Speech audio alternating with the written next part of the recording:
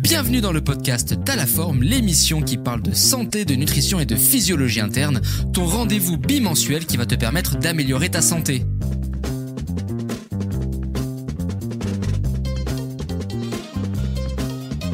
Hello à toi, j'espère que tu vas bien, j'espère que tu as la forme. Et bien écoute, on est parti pour ce nouveau podcast. Alors comme d'habitude, avant de commencer, encore une fois, merci à toi vraiment d'être au rendez-vous sur ces épisodes. On a vraiment que des bons retours encore une fois. Mais vraiment, on est vraiment, je sais, je dis ça à chaque épisode, mais on est vraiment étonné honnêtement des retours que l'on a. Et donc là, ça fera je sais plus combien d'épisodes, mais en tout cas pour l'instant, on n'a pas eu de retour négatif. On a juste eu quelques retours sur le fait qu'on dit que je parle très vite. Ça, je sais, mais je fais vraiment beaucoup d'efforts. J'essaie de m'améliorer par rapport à ça. Donc, j'ai pris ça en compte et je vais essayer de parler plus lentement, en tout cas. Donc voilà. Mais sinon, à part ça, les sujets vraiment vous intéressent, les thématiques sont bonnes, vous adorez ça et honnêtement, vous nous encouragez vraiment à continuer dans cette direction. Donc, c'est exactement ce qu'on va faire. Bien sûr. Avant de commencer, n'hésitez surtout pas à vous abonner, liker, partager, enregistrer ce podcast et même à le télécharger si jamais vous pouvez, si votre plateforme d'écoute vous le permet. Mettez un 5 sur 5 parce que encore une fois, c'est vraiment ça qui nous permet de pouvoir être référencés et de faire en sorte que l'algorithme nous mette en avant et que ce podcast soit écouté par le plus de personnes possible, etc. quoi. Enfin, à force, vous connaissez la chanson, donc vraiment encore une fois, merci à vous parce que c'est grâce à vous qu'on arrive à avoir un podcast de qualité. C'est grâce à vous qu'on continue de faire tous ces épisodes-là et de par tous les retours que vous faites, de par votre fidélité. Donc encore une fois, merci à toutes et à tous. Ok, donc. Aujourd'hui, nous allons attaquer un sujet qui est assez particulier. Aujourd'hui, nous allons parler d'un sujet que tout le monde connaît, un sujet qui pique, un sujet qui fâche, un sujet qui pour beaucoup d'entre vous est la raison de nombreuses prises de tête, de nombreux questionnements et d'abandon pour la plupart malheureusement dans votre objectif de perte de poids. C'est un sujet dont on entend souvent parler sur les réseaux et autres. Ce sujet-là, on s'en sert très souvent pour vous vendre des compléments en tout genre, des tisanes, des protocoles de merde. Il faut le dire, vraiment des protocoles de merde. J'ai déjà vu des trucs. On se dit mais qu'est-ce que c'est que ça? En commentaire aussi également, on peut souvent lire des trucs du genre je comprends pas comment mon corps fonctionne, dès que je fais un écart, je prends X kilos, quand je rentre de vacances, j'avais perdu du poids, puis après dès que je reprends mon alimentation, etc., je reprends tout le poids qui a été perdu. Alors au passage, petit aparté, ceux qui ne savent pas, je fais des appels pour ceux qui souhaitent parler du suivi et poser leurs questions. Et c'est aussi au passage pour ça que je voulais faire un podcast à ce sujet-là, parce que c'est une problématique qui revient très souvent, une incompréhension qui revient très souvent. Et donc c'est pour ça que je voulais faire un podcast par rapport à ce sujet-là, parce que c'est vrai que honnêtement, alors je vais pas dire que c'est non plus sur chacun des appels, mais il est vrai que il est très courant de voir sur les appels que je fais qu'on me dise constamment je comprends rien sur mon poids, il ne descend pas, il change tout le temps, je me passe le lundi, le mardi, le mercredi, le jeudi, il monte alors que je passe mon temps à baisser les cales, donc comme je vois qu'il continue de monter vendredi, samedi, dimanche, qu'est-ce que je fais? Je rebaisse les cales, etc. Puis après je fais un écart et le poids remonte encore, je comprends plus rien, bref voilà. Et en fait, le problème, c'est que très souvent, on est dans des situations qui sont assez particulières, puisqu'il y a chez certaines personnes, malheureusement, ça peut amener dans des situations qui sont quand même délicates, des personnes qui disent oui, clairement, j'en peux plus, je comprends plus rien, machin. Donc aujourd'hui, on va parler, pour ceux qui l'auront deviné, en fait, de comment bien interpréter le poids, et on va surtout parler des variations de poids. Alors bien sûr, on pourra pas tout mentionner parce que les variations de poids à elles seules sont une équation qui va regrouper énormément de facteurs. Par contre, on va tenter de répondre à toutes les questions que vous vous posez. On va vraiment tenter de répondre à tout ça en vous apportant un maximum de réponses. J'ai vraiment tenté, en tout cas, d'énumérer tous les points qui ressortaient, les points les plus courants. Donc on va aller du point le plus simple jusqu'au point physiologique quand même assez poussé. On va faire quelques détours aussi sur des points auxquels vous n'avez peut-être pas pensé. Voilà, j'ai vraiment essayé de regrouper l'ensemble des questions que les gens pouvaient se poser à ce niveau-là, et vous allez voir qu'en fait la réponse elle est très simple. Alors c'est vrai que c'est une sacrée problématique pour les personnes lambda parce que elles ne comprennent pas tout et ça peut amener dans des situations vraiment délicates, encore une fois au niveau du relationnel avec la nourriture par exemple, et ben ça peut même aller beaucoup plus loin que ça. Enfin, je vais pas forcément vous faire un dessin, mais ça peut vraiment amener dans des situations qui sont pas simples à gérer au quotidien. Et donc c'est pour ça que on est là pour en parler, on est là pour en discuter et on est surtout là pour vous apporter des réponses à vos questions. On va surtout se concentrer sur des explications concrètes et pertinentes qui vont, je pense, vraiment apporter des réponses à 80 voire 90% d'entre vous, et notamment encore une fois par rapport aux questions que vous vous posez. Donc avant de commencer ce podcast, alors là je suis désolé, on va commencer comme il se doit. Je vais clairement à toutes et à tous vous mettre un chassé-bouche, toutes et tous, autant les personnes que j'aurai en suivi, autant les futures personnes que j'aurai en suivi à l'avenir. Arrêtez, il faut vraiment stopper ça. Arrêtez de vous peser tous les jours. Ça n'a littéralement aucun sens pour les raisons que l'on va évoquer dans le podcast, mais pour les raisons que je vais aussi mentionner là juste maintenant. Ce qu'il faut comprendre, et encore une fois pour vraiment différentes raisons, pour différentes choses, ce qu'il faut comprendre, c'est que se peser tous les jours est, je pense, quelque chose qui est malsain. C'est un comportement malsain qui, chez certaines personnes, encore une fois, peut entraîner des problématiques futures. Alors attention, j'ai pas dit que se peser tous les jours a mené des problématiques futures, par exemple, comme des troubles, entre guillemets, relationnels avec l'alimentation. Mais n'oubliez pas que c'est toujours ça, plus ça, plus ça, plus ça, qui est susceptible de nous emmener sur des terrains auxquels on est peut-être prédisposé ou des terrains sur lesquels on a peut-être un penchant. Et donc du coup, le fait de se peser tous les jours par exemple, plus le fait d'avoir des remarques, comme malheureusement on peut très souvent le constater de la part de sa famille, de la part de son conjoint, ou de sa conjointe aussi, de son cercle proche, plus la frustration de voir que le poids ne descend pas, et couplé par d'autres contextes, fait que, encore une fois, des fois, certaines personnes peuvent vraiment, à long terme, amener ou entrer dans une sorte de troubles, commencer par des légers troubles du comportement vis-à-vis de l'alimentation pour après malheureusement se diriger sur des choses plus graves et malheureusement alors vraiment dans des cas vraiment extrêmes, très très très extrêmes. On peut des fois avoir des cas des cas d'anorexie malheureusement, etc. Bref, c'est des cas très poussés, mais c'est déjà arrivé puisque déjà de 1 je l'ai déjà eu en suivi et vous connaissez probablement peut-être quelqu'un qui est déjà tombé là-dedans à cause de ça. Alors encore une fois, l'exemple que je viens de vous donner n'est pas exhaustif, bien sûr, ce n'est pas que cet exemple-là, mais vous connaissez forcément quelqu'un qui est passé plus ou moins, entre guillemets, par un cheminement qui est, entre guillemets, plus ou moins similaire, ou du moins un cheminement qui ressemble beaucoup, quoi. Et encore une fois, ce qu'il faut comprendre, c'est que vous n'avez pas l'objectivité nécessaire pour interpréter le poids comme il se doit. Donc en fait, n'essayez pas d'interpréter quelque chose que vous ne comprenez pas. Et vraiment, j'insiste, il n'y a pas d'équation mystère, il n'y a pas de méta bloqué, il n'y a pas de méta ralenti, il n'y a pas de magie noire, il n'y a pas de toutes ces conneries qu'on peut vous vendre. Mais vraiment, n'essayez pas de résoudre une équation que vous ne savez pas résoudre parce que vous ne comprenez pas toutes les variables qu'il y a derrière. Donc encore une fois, on va les mentionner tout au long de ce podcast pour la grande majorité d'entre elles, même si encore une fois, on peut pas forcément tout mentionner parce que sinon le podcast va faire je sais pas combien d'heures. Mais encore une fois, n'essayez pas d'interpréter quelque chose que vous n'êtes pas en mesure de comprendre ou quelque chose sur lequel vous n'êtes pas objectif.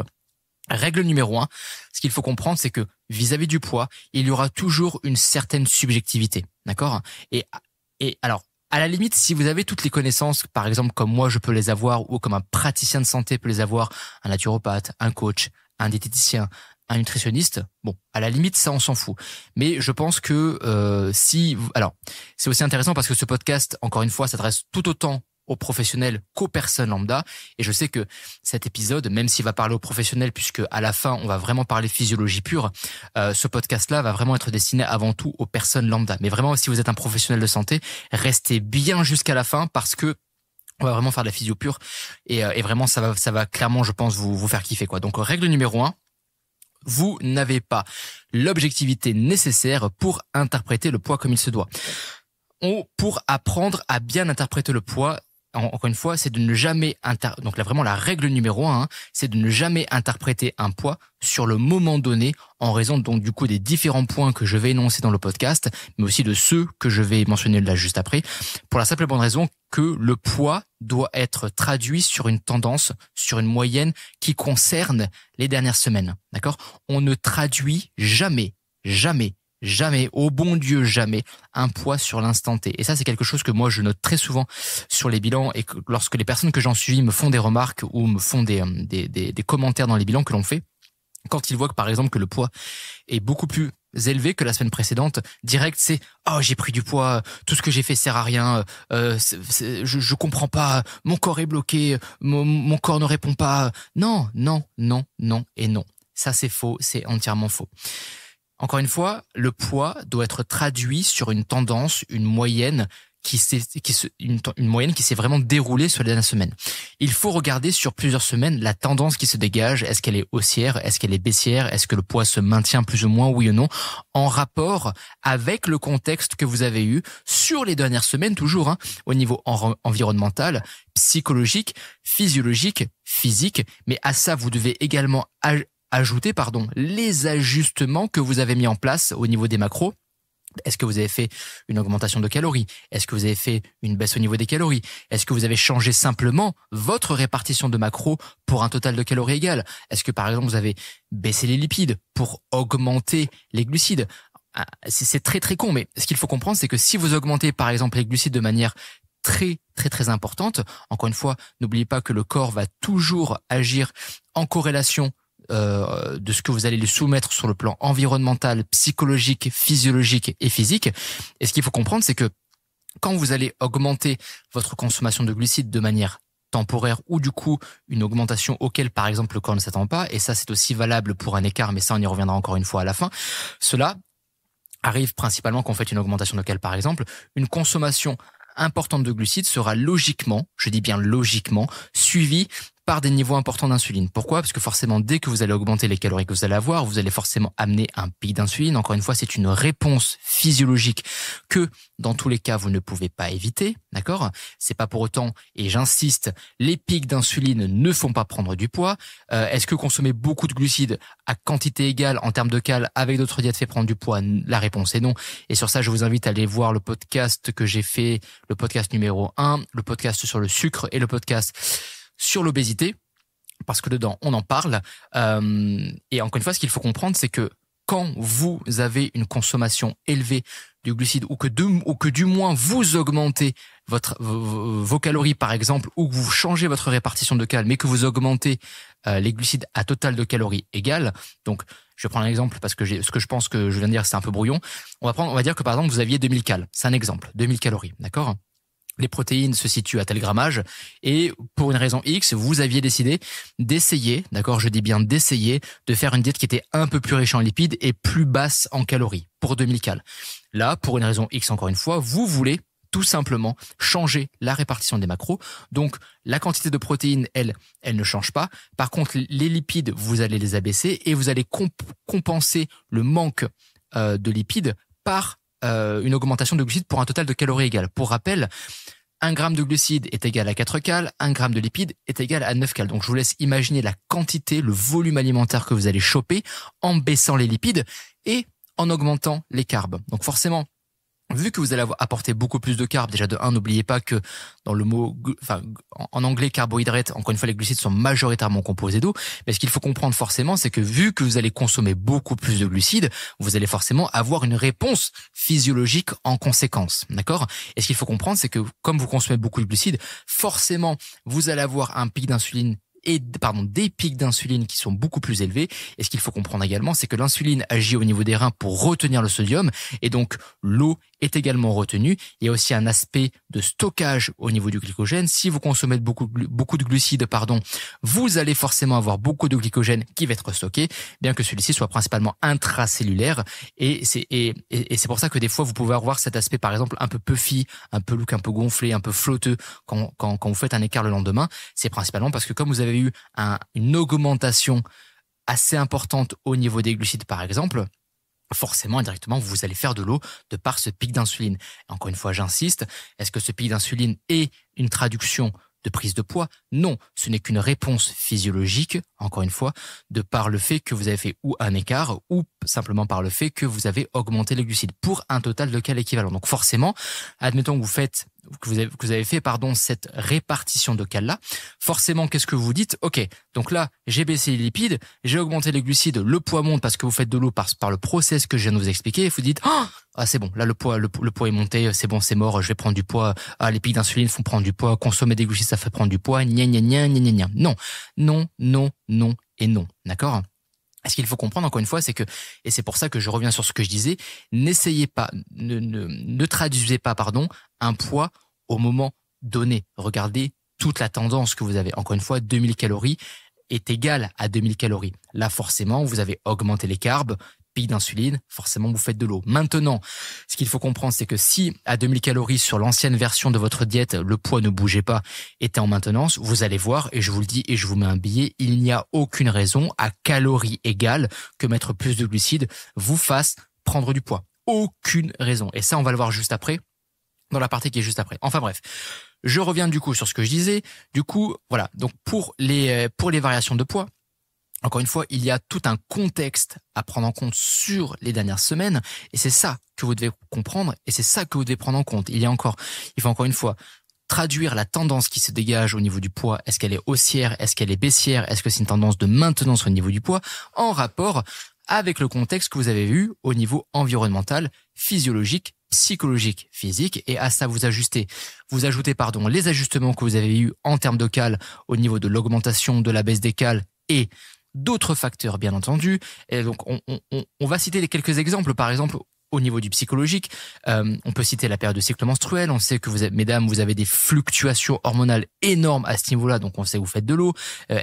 Si vous êtes malade, indirectement, vous faites de l'eau. Là, au moment où je tourne ce podcast, on est en plein printemps. Donc, les personnes qui font des allergies et qui ont de l'intolérance à l'histamine et qui en peuvent plus de la vie parce que elles sont constamment avec les voies respiratoires bouchées, etc.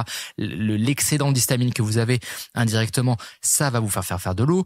Ensuite, en fonction de si vous avez un traitement médicamenteux, on sait que certains traitements médicamenteux sont connus pour faire de l'eau. Mais encore une fois, est-ce que c'est pour autant que le poids monte? Non, ce n'est que de l'eau que vous faites. On peut parler également de tout ce qui est psychologique. Un stress émotionnel hyper important. On va dire que par exemple vous ne dormez plus parce que par exemple vous êtes devenu un jeune papa ou une jeune maman. On sait que bébé sur les premières semaines malheureusement d'arriver à la maison, c'est pas là où vous allez avoir les nuits les plus reposées. Admettons que vous avez eu une séparation sentimentale, que vous avez eu la perte d'un proche, on sait bien qu'on dort moins bien à ce moment-là, donc forcément indirectement on dort moins, un peu plus de stress et indirectement on peut faire de l'eau et le poids est susceptible de monter un peu. Est-ce que encore une fois est-ce que ça veut dire que vous avez pris du poids? Non, encore une fois, ce n'est que de l'eau. On peut parler également de certaines situations environnementales, un mauvais sommeil, des crises de boulimie régulières, un retour de vacances, par exemple, etc., etc., etc. On peut également parler de physique. Au niveau du physique, est-ce que vous avez fait un changement de bloc au niveau du training? Est-ce que vous avez augmenté votre volume d'entraînement? Si vous augmentez votre volume indirectement, vous avez une augmentation du glycogène qui est créée. Et qu'est-ce qui se passe? Vous êtes susceptible de faire de l'eau. Début, par exemple, d'une nouvelle supplémentation. Certaines personnes, lorsqu'elles vont prendre de la créatine, par exemple, sont susceptibles de prendre un peu de poids. Est-ce que c'est pour autant que le poids va exploser? Non. D'accord? Et en fait, c'est tout ça qu'il faut comprendre, c'est que c'est ça, plus ça, plus ça, plus ça, plus ça, qui va encore une fois déterminer, et on en revient à cette fameuse équation que je disais, c'est qu'un poids doit toujours être traduit de par la tendance, de par la moyenne qui s'en dégage, jamais sur l'instant T. Donc en fait, ce qu'il faut faire, c'est toujours regarder, ok, je me suis pesé à telle date, d'accord? Quels sont les autres poids que j'ai eus? Qu'est-ce qui s'est passé sur les dernières semaines? Et encore une fois, n'oubliez pas qu'il faut regarder la moyenne du poids que vous avez eu, la tendance que vous avez, et c'est là que ça va plus ou moins vous donner les informations pour vous dire, ok, là le poids, depuis plusieurs semaines, on voit que il a stagné. Là, exceptionnellement, sur cette semaine-là, il a augmenté. Est-ce que c'est pour autant que c'est grave? Non. D'accord?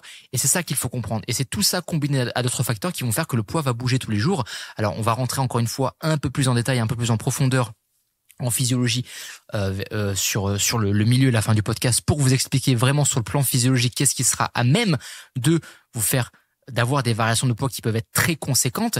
Et retenez bien ce que je viens de vous dire parce qu'en fait, tout ça, d'accord, tout ça, indirectement, va être cause, mais va également être conséquence de tout ce que je vais expliquer à la fin. D'accord? Et donc c'est pour ça, et donc juste sur cette première partie, maintenant, vous comprenez pourquoi ça n'a absolument aucun sens de se peser tous les jours. Alors, il y a aussi un truc qu'il faut aussi mentionner. Des fois, se peser tous les jours peut être une solution. Je m'explique. Il y a des coachs, et encore une fois, c'est pas une critique par rapport à ça, parce que c'est quelque chose que moi, parfois, je demande de faire aux personnes que j'ai en suivi, et c'est quelque chose que je comprends également sur la méthodologie employée par le coach en question. Il y a des coachs qui vont vous dire que pour trouver votre maintenance calorique, encore une fois, on se doit de se peser tous les jours, d'accord, pendant 2 semaines, 3 semaines. J'ai déjà vu des coachs qui disaient 4 semaines.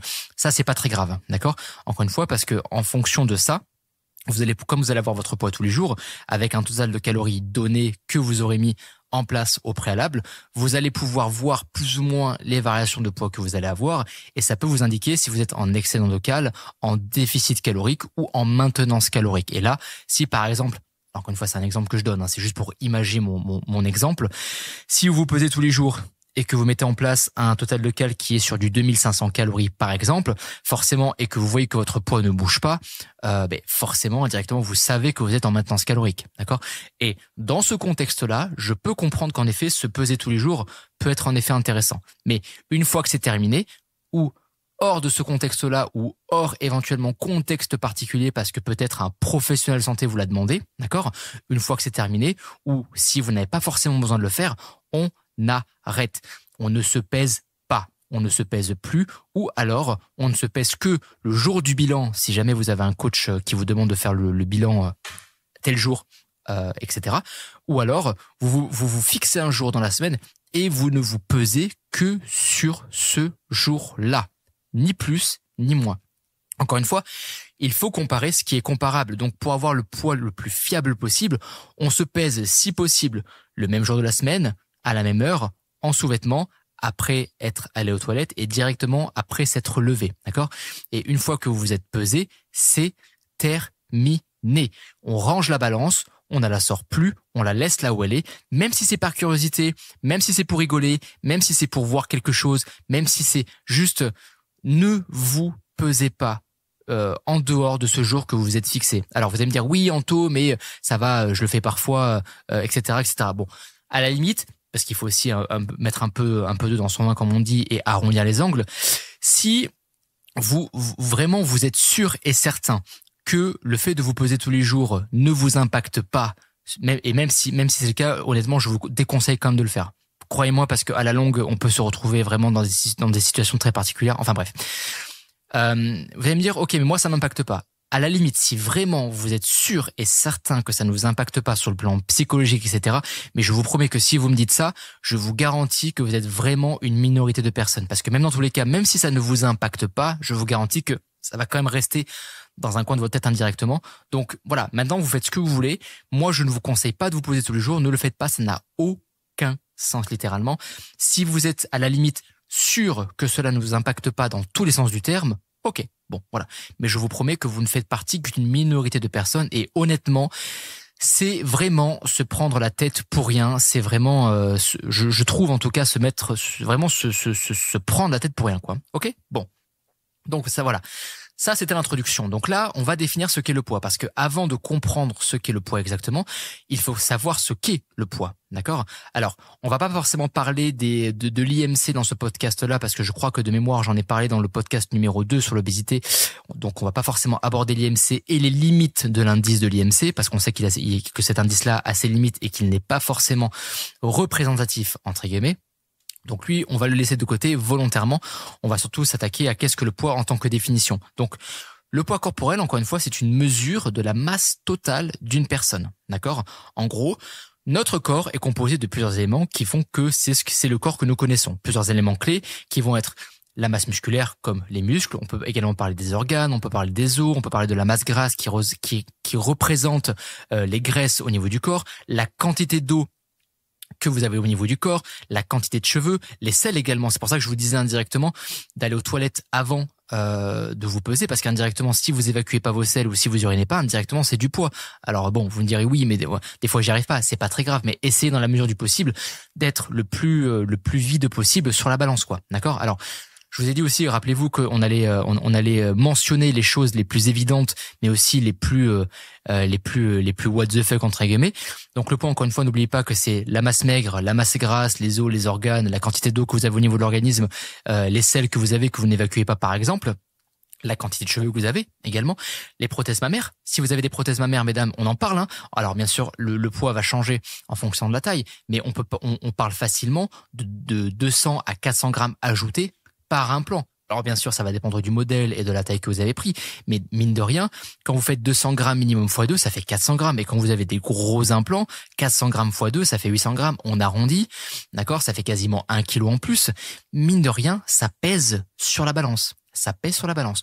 Alors, Il y a aussi d'autres choses qu'on pourrait mentionner. Par exemple, si vous portez un appareil, c'est très très con, hein, mais si vous portez un appareil dentaire, alors un appareil dentaire n'est pas très lourd, ça fait environ de mémoire 50 grammes, mais c'est 50 grammes ajoutés. Si vous avez un pacemaker, bon, bien sûr, j'espère que vous n'en avez pas un, parce que ça veut dire que vous avez une condition cardiaque, un peu particulière.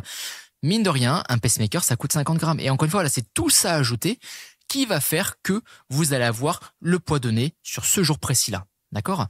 Et donc, le poids que vous avez là, encore une fois, donc ça, c'est uniquement votre poids corporel en tant que tel. Au moment où vous allez vous peser, rappelez-vous de combiner votre poids à tout ce que j'ai dit avant, mais avec tous les éléments que je vais citer dans le podcast juste après. D'accord? Le poids que vous avez maintenant est là pour de multiples raisons. Il est le reflet de plusieurs choses également. En plus, encore une fois, j'insiste, des éléments que je viens de citer. En un, on peut citer la génétique. Certaines personnes sont plus, entre guillemets, prédisposées à être lourdes que d'autres. Mais j'insiste, et ça vraiment, je mets vraiment un point d'honneur par rapport à ça. C'est pas pour autant que vous allez terminer avec du surpoids, que vous serez en surpoids ou que vous serez forcément plus lourd que les autres. Vous avez une prédisposition, certes, mais votre prédisposition individuelle ne détermine pas la finalité. D'accord? On sait que l'éducation est extrêmement importante et va fortement influencer votre poids futur. L'éducation nutritionnelle que vous avez reçue de vos parents, entre guillemets. La culture générale également que vous avez sur les domaines de la santé, sur le domaine de l'activité physique, sur les conséquences de la sédentarité. Je vous promets et je vous assure qu'il y a des gens qui n'ont aucune connaissance sur l'impact de la sédentarité et n'ont aucune connaissance en termes d'alimentation, entre guillemets, sur ce qu'ils doivent manger, de ce qu'ils ne doivent pas manger. Et je sais que ça peut paraître aberrant, et encore une fois, ce que je dis, c'est pas un reproche, hein, c'est un constat, c'est différent.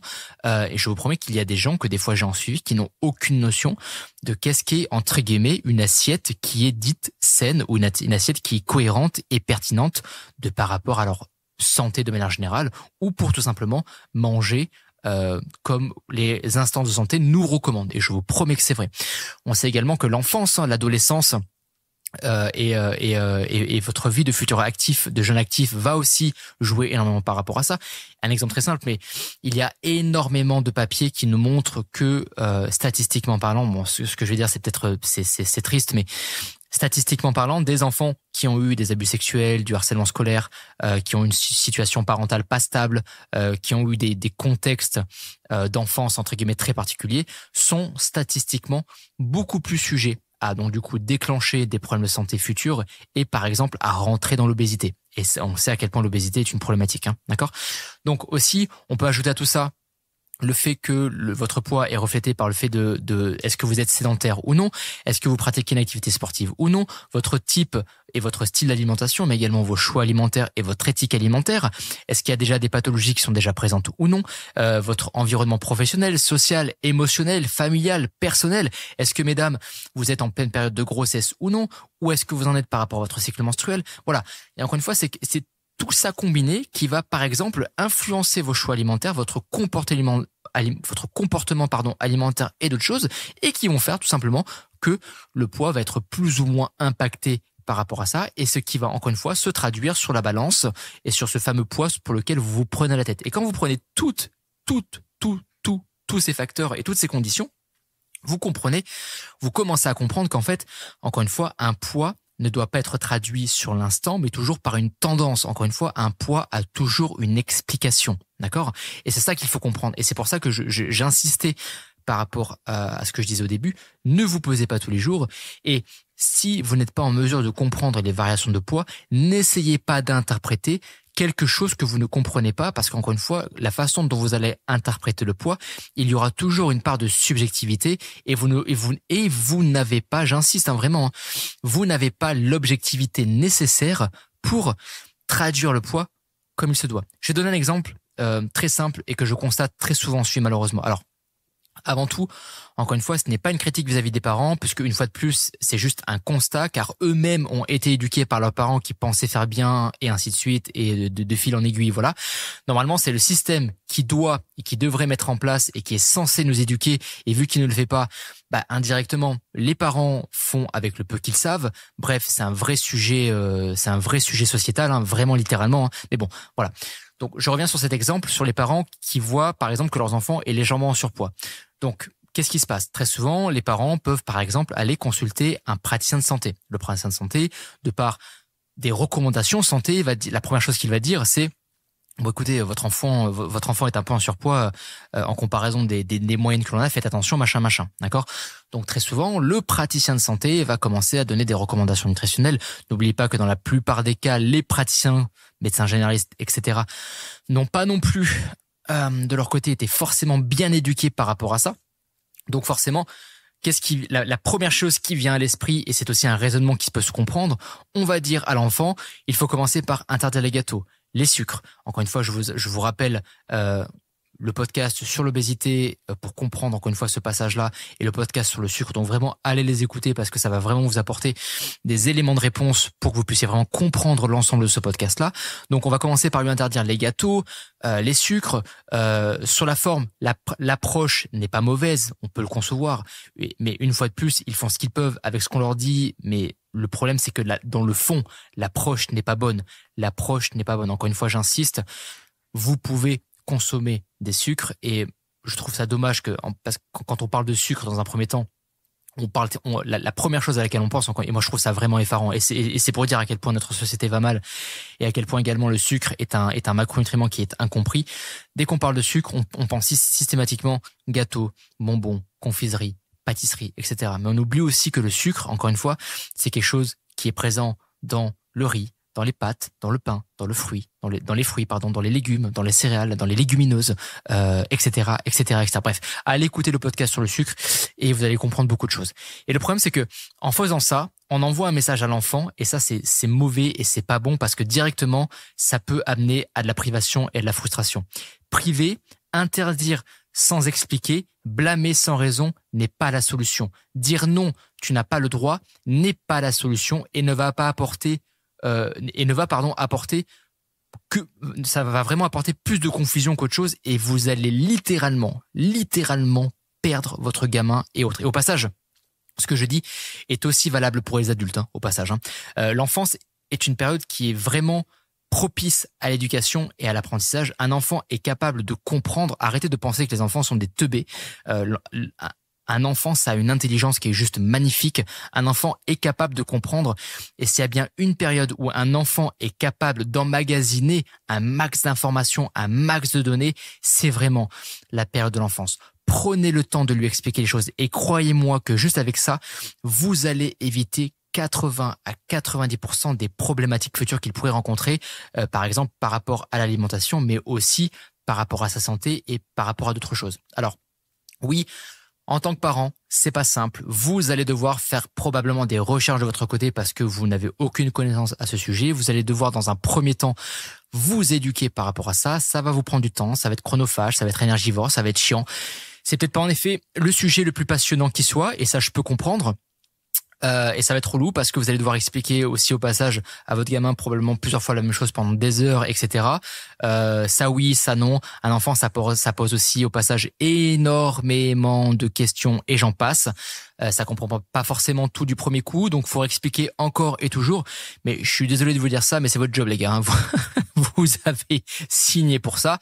Donc, faut faire le taf. Et c'est le jeu. Vous avez signé pour ça. Et maintenant, c'est à vous d'assumer ce rôle-là. C'est à vous d'assumer ce rôle d'éducation. Mais vraiment, j'insiste, prenez le temps de lui expliquer les choses. Et croyez-moi que juste avec ça, vous allez éviter 80 à 90% des problématiques futures qu'il pourrait rencontrer, par exemple, par rapport à l'alimentation, mais aussi en termes de santé. Et croyez-moi que en faisant ça, non seulement vous allez le respecter en tant qu'adulte, en tant qu'enfant, mais vous allez également le respecter en tant que futur adulte également. Et vous pouvez être certain que vous allez considérablement améliorer sa qualité de vie future, son bien-être et sa chance, d'avoir une vie avec le moins de risques possible d'avoir une santé qui se dégrade dans le temps.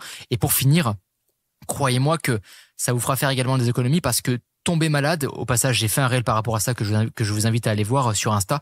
Ça vous fera faire des économies parce que tomber malade vous reviendra toujours plus cher que de rester en santé, d'accord? Et encore une fois, tout ce que je viens de décrire par rapport à l'explication et tout le process au passage là aussi que je vais décrire juste après s'applique aussi aux adultes avec certaines variantes, bien entendu.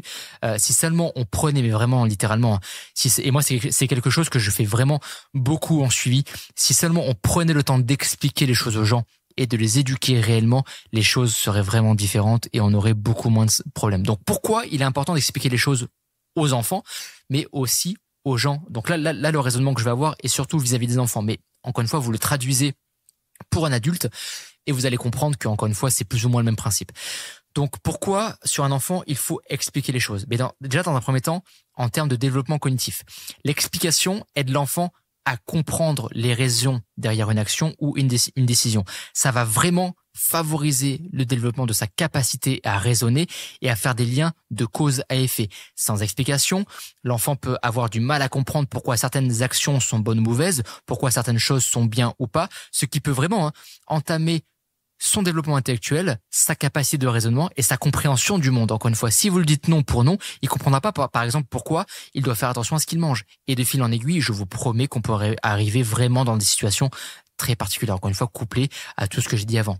Un enfant est capable de comprendre, et s'il y a bien encore une fois une période où un enfant est en capacité de pouvoir emmagasiner vraiment un max d'infos, c'est vraiment l'enfance.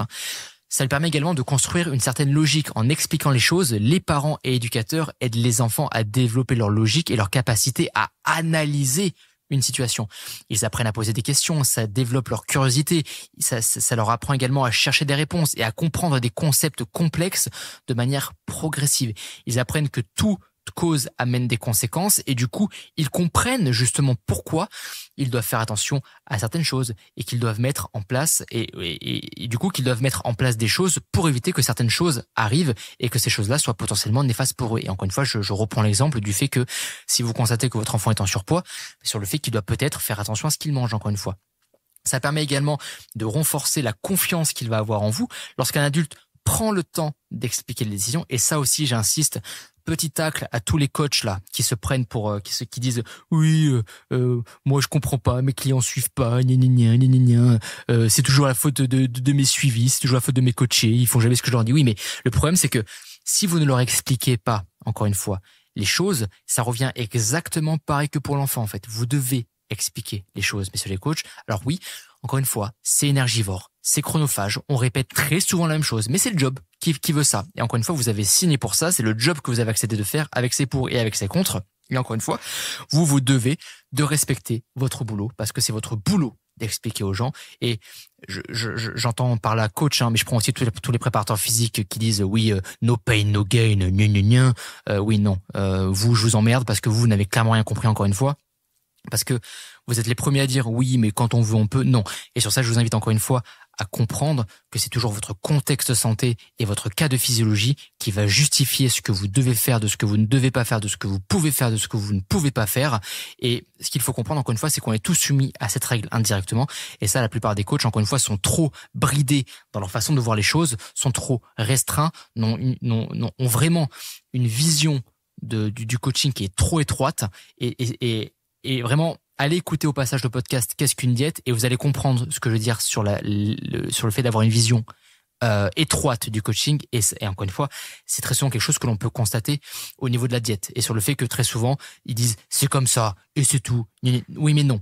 Oui mais non mon con. C'est pas comme ça que ça se passe. Encore une fois, c'est votre contexte de physiologie, votre cas de santé, vos antécédents, etc., etc. Et ça au passage podcast numéro 1 si vous voulez aller comprendre aussi le pourquoi du comment qui vont justifier ce que vous devez faire, de ce que vous ne devez pas faire, de ce que vous pouvez faire, de ce que vous ne pouvez pas faire. Pardon. Bon, je reviens sur ce que je disais.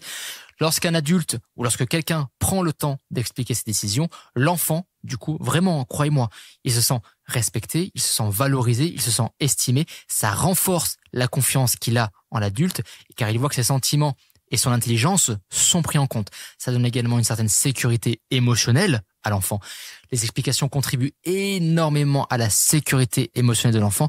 Comprendre les raisons des restrictions ou des décisions permet vraiment de réduire l'anxiété et la frustration parce qu'encore une fois, il voit que si on lui demande de faire ça, c'est parce qu'il y a quelque chose qui est derrière, c'est que c'est pour son bien et qu'encore une fois, c'est dans son intérêt.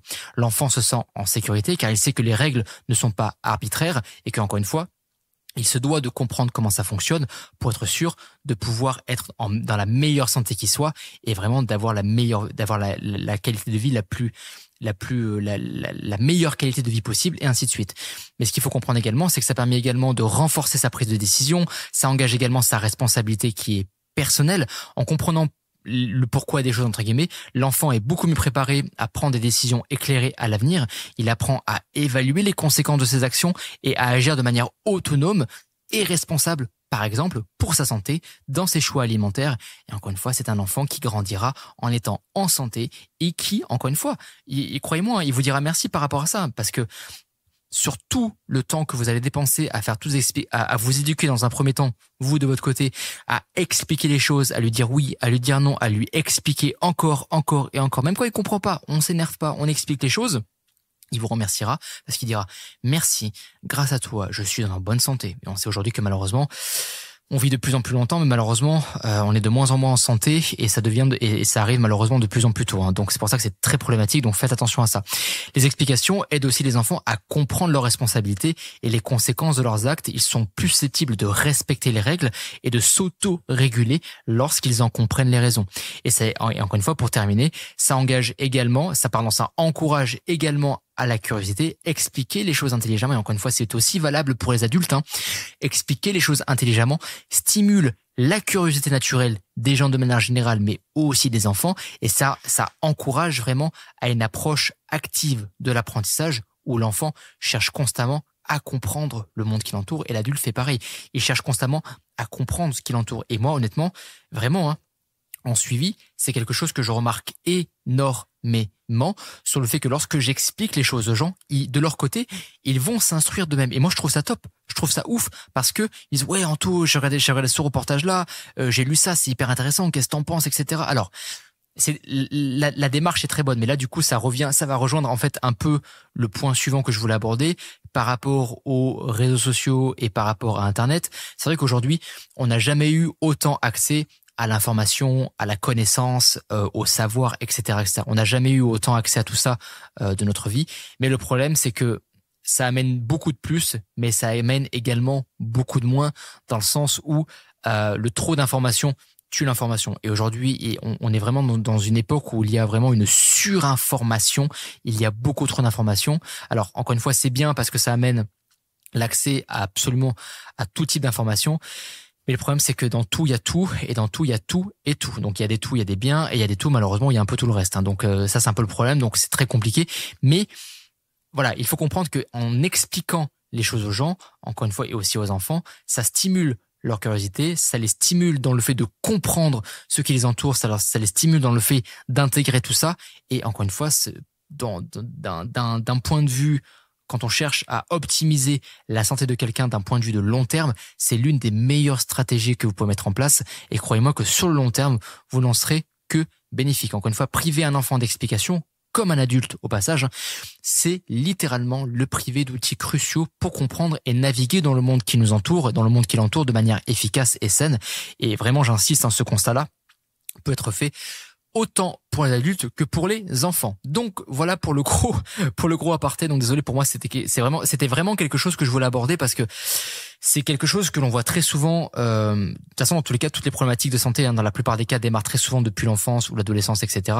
Pas forcément à chaque fois, mais elles ont très souvent ça en tant que point commun. Mais ce qu'il faut comprendre, c'est qu'encore une fois, voilà, le fait d'expliquer les choses aux gens, et c'est pour ça que moi, c'est vraiment quelque chose que je mets vraiment littéralement un point d'honneur à mettre en avant dans les suivis, et aussi aux coachs qui font partie de l'équipe, Pascal, Mathilde, Vince, et ça, ils savent que je suis hyper casse-couille avec ça, je suis hyper à cheval avec ça. Je leur demande d'être pédagogue, expliquer et d'éduquer les gens, parce que encore une fois, en expliquant les choses aux gens, ils voient que tout a un sens. Ils voient qu'encore une fois, ils se sentent aussi valorisés, respectés. Ils voient que tout ce qui est mis en place, encore une fois, dans la stratégie alimentaire, de supplémentation, au niveau du training, bla bla bla, etc., etc., tout a un sens.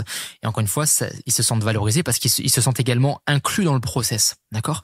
Et indirectement, en faisant ça, ça éveille également leur curiosité parce qu'ils posent des questions. Pourquoi on fait ça ? Pourquoi on fait ça ? Ils comprennent les choses et ça les pousse encore une fois à s'intéresser, et encore une fois, ça rejoint tout ce que je vous disais. Enfin bref. Pour revenir sur le poids corporel, pardon, j'ai fait un gros aparté, mais je pense que c'était important. Pour revenir sur le poids corporel, encore une fois, est une mesure de la masse totale d'une personne qui va regrouper tous les éléments que je vous ai dit plus haut en début de podcast, couplés à tout ce que j'ai dit au début. Maintenant, ce qu'il faut comprendre également, c'est que notre poids est aussi influencé par d'autres choses. En un, on va citer ce qu'on appelle la balance énergétique. La balance énergétique est le principe selon lequel le poids corporel est déterminé par un équilibre entre les calories consommées et les calories dépensées. Donc calories consommées par l'alimentation qu'on amène par la nourriture que l'on va manger, mais également par l'hydratation et notamment par exemple les boissons qui vont contenir des calories, les boissons énergisantes, les Red Bull, les ci, les ça, mais aussi le cappuccino si vous en buvez, etc. Toute boisson qui contient des calories sont des calories ajoutées que vous pouvez inclure dans votre total calorique à la fin de la journée. Et à ça, on a aussi donc il y a aussi un autre point à prendre en compte, c'est ce qu'on appelle les calories dépensées, par exemple par le métabolisme de base. Donc ça représente à peu près 55 à 65% la quantité d'énergie que notre corps utilise, si vous voulez, pour faire très simple, pour maintenir les fonctions vitales telles que la respiration, la circulation sanguine, la régulation de la température corporelle et d'autres systèmes de physio. Ça lui demande énormément d'énergie. À ça, on peut ajouter également l'activité physique, le NEAT, plus faire ce que vous faites tout simplement dans la vie de tous les jours, qui représente en moyenne 25 à 35% de votre dépense calorique. À ça, on peut également ajouter le processus digestif qui va à peu près consommer 5 à 10% du total de calories que vous allez consommer. En termes très simples, il s'agit simplement de la relation de ce que nous mangeons et de ce que nous brûlons. À la fin de la journée, et ça j'insiste, et ça, croyez-moi que dans 80 à 90% des cas, on fonctionne tous exactement de la même façon. Et ça, j'insiste, peu importe le type de diète, etc., que vous mettiez glucides ou pas glucides le soir, beaucoup de lipides ou pas de lipides, que vous fassiez un repas, 50 repas, etc. Bref, on s'en fout. À la fin de la journée, le corps fait l'opération la plus simple qui soit. Toutes les calories que vous avez dépensées, d'accord, moins toutes les calories entrantes consommées par l'alimentation et l'hydratation avec des boissons qui éventuellement contiennent des calories. Et encore une fois, à la fin de la journée, le corps se prend même pas la tête. Il se prend même pas la tête. C'est si vous avez, pour faire très simple, plus d'énergie dépensée que de calories consommées, le poids descend. Si vous avez plus de calories entrantes que d'énergie sortante, le poids monte. Si vous êtes à peu près 50-50, le poids va plus ou moins se maintenir sur une tranche qui peut aller de 1 à 2 kilos. Pourquoi 2 kilos? Parce que par exemple, ou même plus parfois.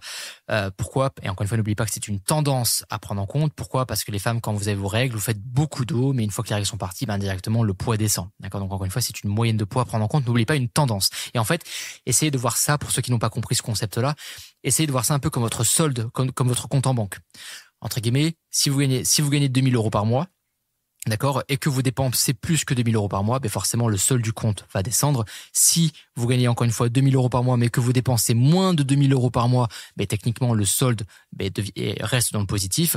Par contre, si vous gagnez 2000 euros par mois, mais que un mois vous dépensez 2010, puis le mois suivant 1950, puis le mois suivant 2009, puis le mois suivant 2003, puis le mois suivant 1920, le poids entre guillemets le solde de votre compte en banque va plus ou moins se maintenir. Voilà, le poids c'est exactement le même principe.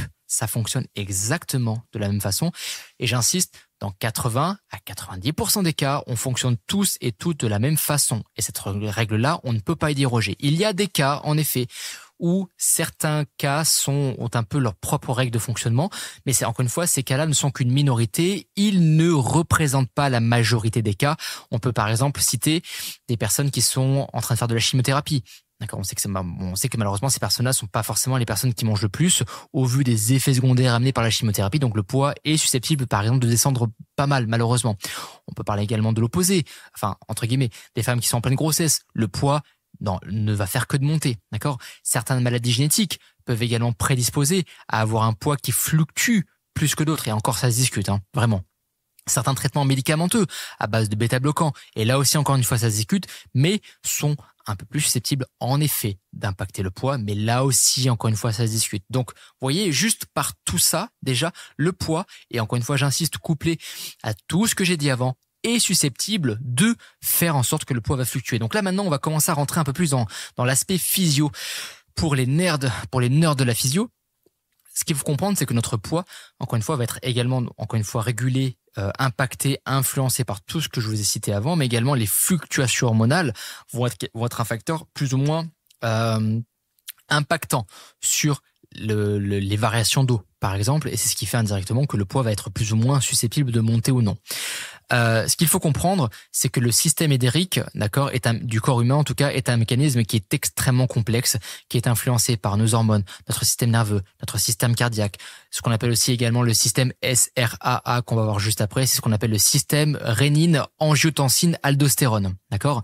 Et encore une fois, le système de régulation hydrique du corps humain est un mécanisme qui est très complexe, qui va impliquer donc tout ce que je viens de vous citer, couplé, encore une fois, j'insiste, à tout ce que je vous ai cité avant dans le podcast, mais là on va rentrer un peu plus en détail, donc sur une explication détaillée de l'influence des hormones, du système nerveux et du système SRAA, rénine, angiotensine, aldostérone, sur la régulation hydrique. Donc, en 1, influence des hormones sur le système de régulation hydrique. En 1, on pourrait par exemple citer une hormone qui s'appelle la vasopressine, certaines personnes, par exemple, connaissent plus ou moins sous ce qu'on appelle l'hormone antidiurétique, aka l'hormone ADH.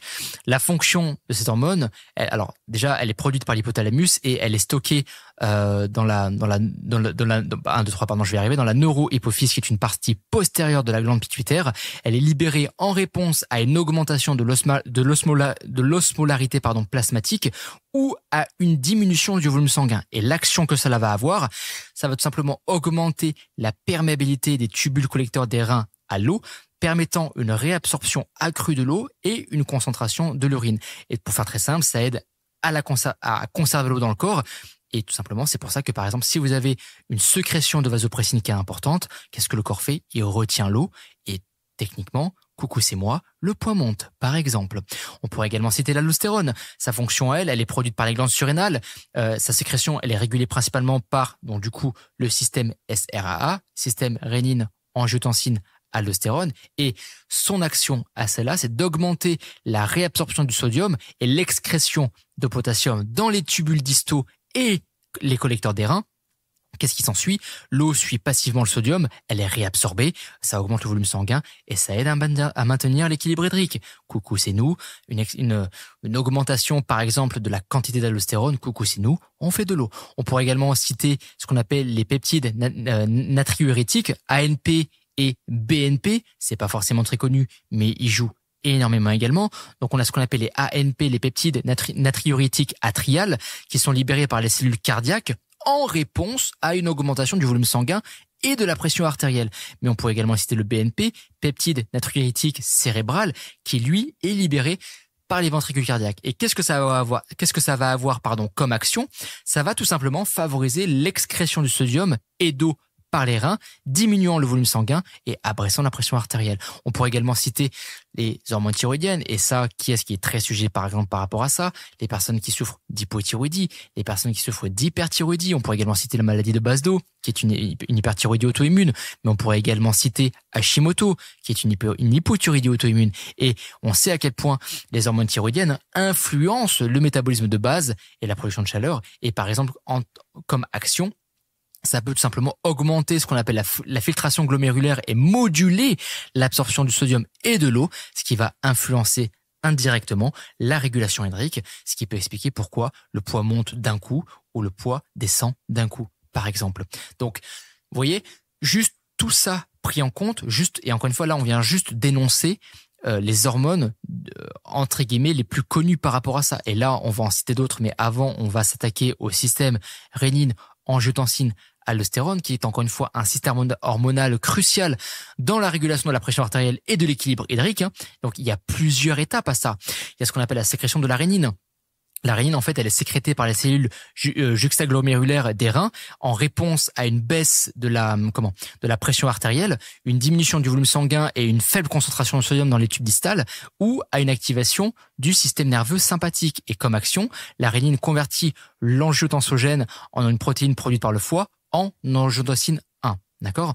Ensuite, l'angiotensine va se convertir en angiotensine 2 grâce à une enzyme qu'on appelle l'ACE, d'accord? Et l'action de l'angiotensine 2 est une hormone puissante qui a plusieurs effets. Elle a un effet vasoconstricteur. Elle provoque la contraction des vaisseaux sanguins, augmentant ainsi la pression artérielle. Elle va venir stimuler également la sécrétion d'aldostérone. Et rappelez-vous ce que je vous ai dit par rapport à l'aldostérone.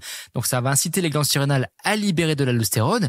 Et encore une fois, une aldostérone qui est produite en quantité, malheureusement, ça vous fait faire de l'eau indirectement.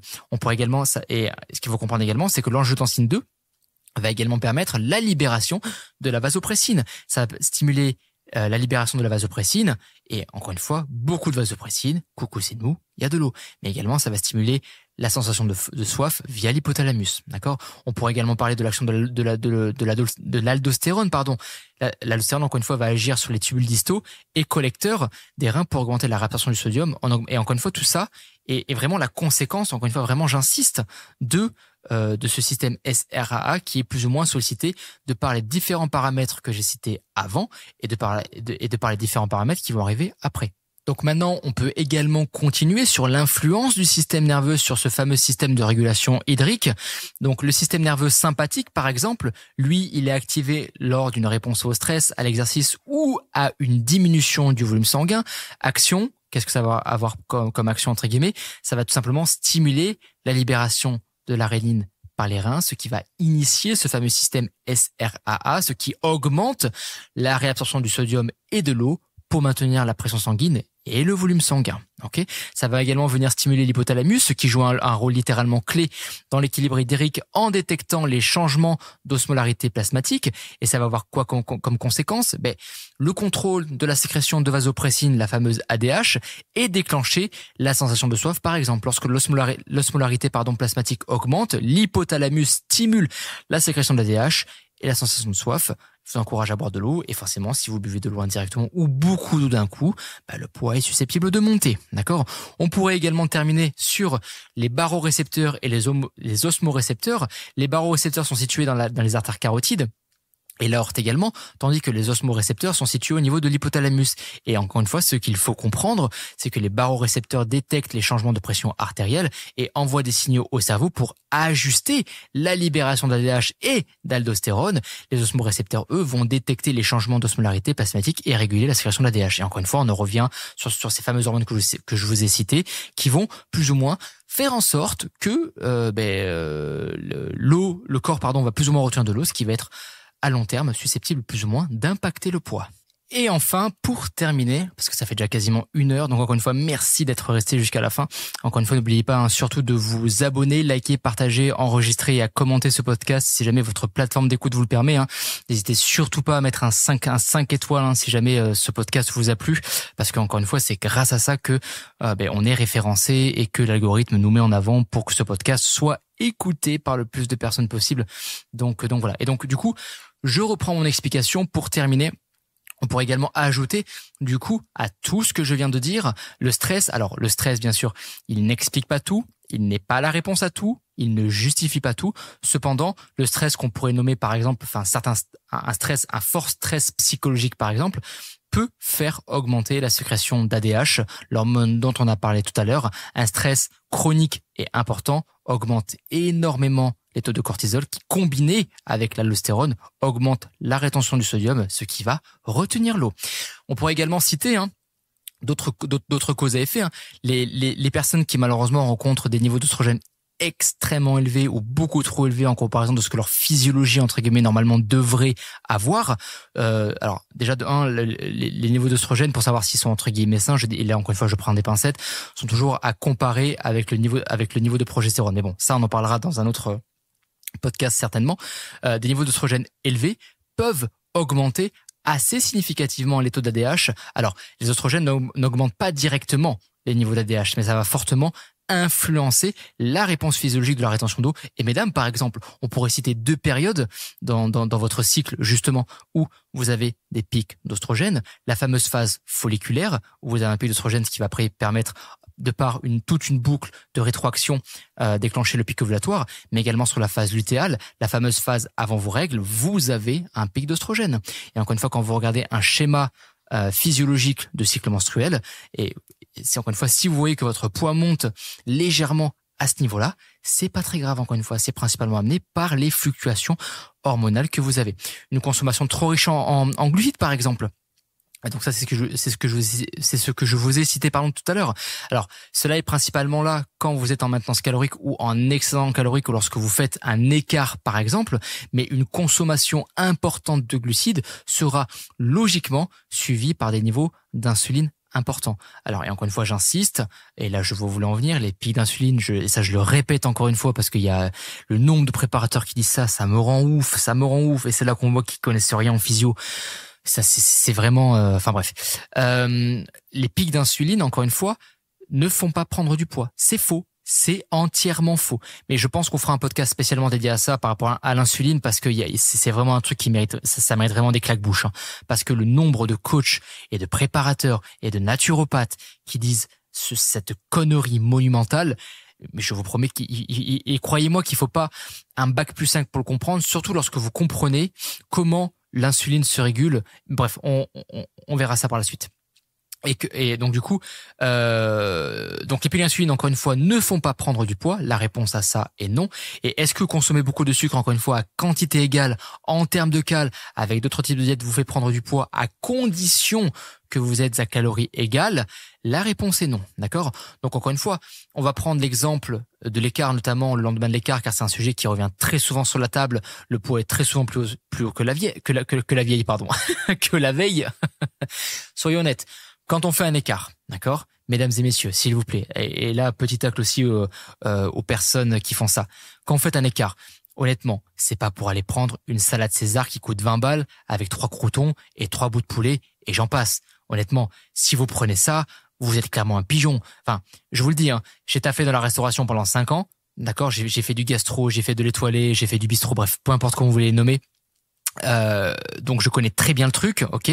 J'ai vraiment fait tous les différents types d'établissements auxquels vous pouvez penser dans la restauration. Et croyez-moi, si vous saviez combien ça coûte à un restaurant, on enlève la main d'œuvre, bien entendu, hein, voilà. Si vous saviez combien ça coûte à un restaurant de faire une salade César, mais croyez-moi que l'addition, quand vous la payez, vous prenez clairement une culbute, hein. C'est clairement une culbute. Mais bon, bref. Encore une fois, je répète, donc quand vous faites un écart, un vrai écart, vous avez un apport massif en glucides, en graisse, en sodium et en alcool pour certains, pour ceux qui boivent, etc., etc., etc. Donc, l'insuline agit au niveau des reins pour retenir le sodium et donc l'eau est également retenue. Il y a aussi un aspect de stockage de glycogène, ce qui fait que vous allez le lendemain avoir cet aspect un peu plus puffy, un peu plus gonflé, un peu plus flotteux. Mais encore une fois, c'est pas, donc forcément, si vous vous pesez le lendemain, puisque déjà de 1, vous allez consommer plus de calories que prévu. Et encore une fois, tous les systèmes que je viens de vous citer, le système SRA, le système nerveux, etc., tout ça vient se combiner, hein. Tout, c'est pas que l'insuline, encore une fois, qui agit, mais c'est tout ce que je vous ai cité, combiné à ça, fait que le lendemain, vous êtes plus lourd. Mais est-ce que c'est pour autant, encore une fois, que vous avez une prise de poids? La réponse est non. La réponse est non. Encore une fois, c'est une simple réponse physiologique de par le contexte que vous avez amené. Et là, en l'occurrence, de par le contexte environnemental que vous avez amené. Par exemple, si vous avez une inflammation, par exemple, lorsque vous souffrez d'une blessure grave, par exemple, l'inflammation qui va en résulter élargit les capillaires afin de laisser place aux globules blancs, etc., etc. Donc là, il y a tout un process immunitaire qui se met en place. Le liquide des capillaires s'élargit et s'écoule dans l'espace interstitiel qui va provoquer un gonflement, etc. Et si vous souffrez en plus de ça d'une inflammation systémique importante, mais encore une fois, vous faites indirectement de l'eau. Les personnes qui ne boivent pas assez d'eau, par exemple, et ça on sait que ça c'est triste, mais malheureusement les gens ne boivent pas assez d'eau. Donc en fait ce qu'il faut comprendre, c'est qu'afin de conserver l'eau corporelle, le corps met tout en œuvre, vraiment tout en œuvre pour éviter ça, pour éviter la perte d'eau, parce que le corps sait à quel point l'eau est importante pour son bon fonctionnement.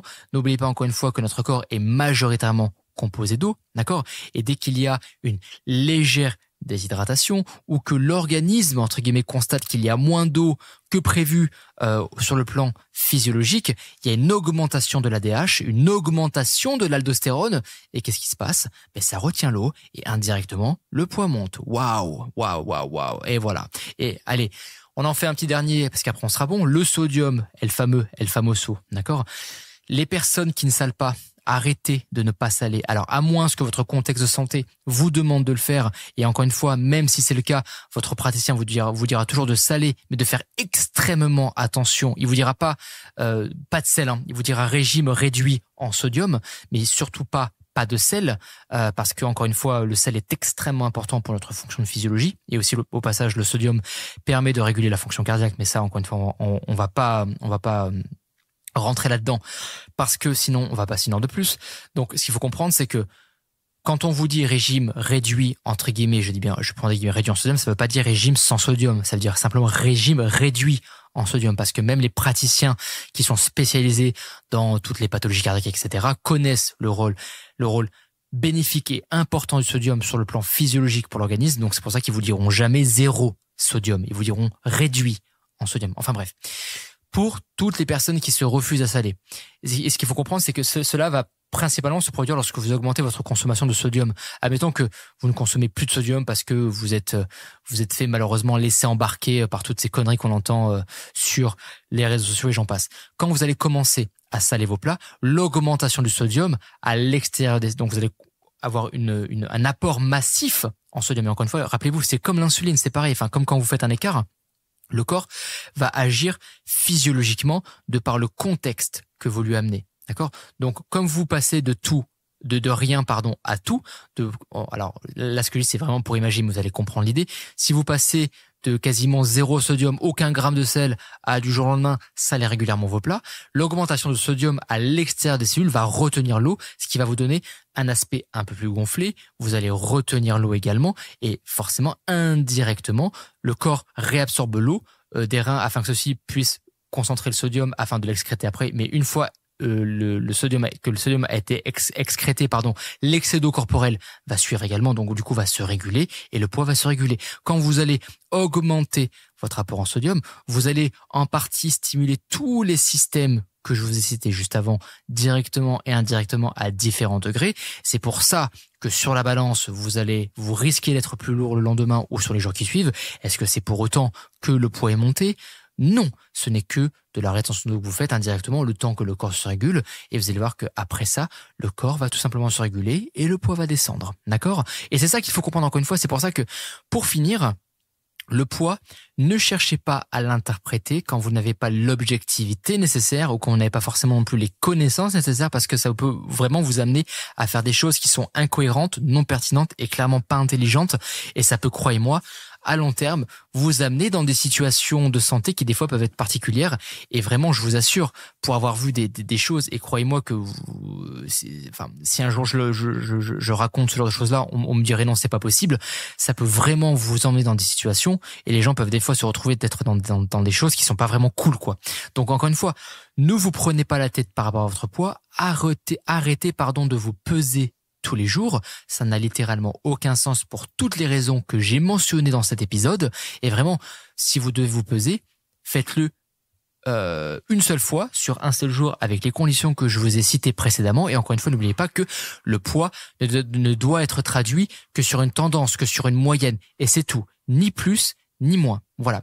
C'était le mot de la fin. J'espère que ce podcast vous a plu en tout cas. Merci d'être resté jusqu'à la fin. Encore une fois, n'hésitez surtout pas à vous abonner, liker, partager, enregistrer et à commenter ce podcast. N'hésitez surtout pas à mettre un 5 étoiles si votre plateforme d'écoute vous le permet, puisque c'est ça qui nous permet encore une fois de nous faire référencer et c'est ce qui fait que l'algorithme va mettre l'épisode en avant et pour que l'épisode soit écouté par le plus de personnes possible. Merci à toutes et à tous. Je vous souhaite une bonne journée. Ciao, ciao pour le prochain épisode. Ciao.